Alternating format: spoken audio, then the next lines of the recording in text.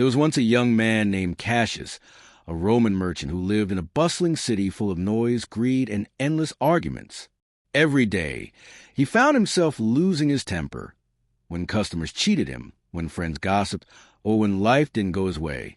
One afternoon, after a heated argument in the market, an old philosopher approached him. His name was Gaius, a quiet Stoic who was known for his calmness. Cassius, still angry, shouted, "How can you stay so peaceful when the world is so unfair?" Gaius smiled and replied, "Because I do not expect the world to be fair. I only expect myself to be wise." Those words struck Cassius deeply. For weeks, he began visiting Gaius daily.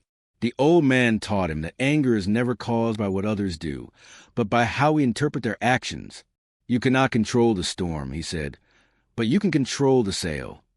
Gaius explained the Stoic principle dichotomy of control.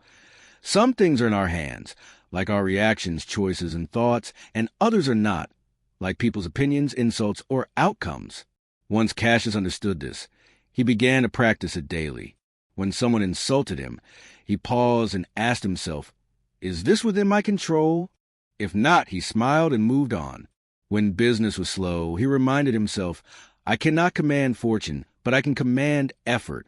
Slowly, his anger began to dissolve. One evening, while walking home, he saw two men fighting violently in the street.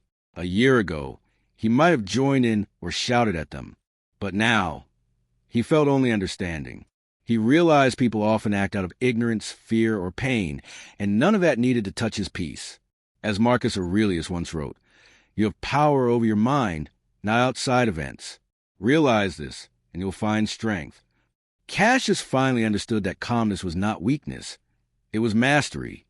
Years later, people called him the unshaken merchant. When others panicked, he stayed grounded. When insulted, he replied with silence.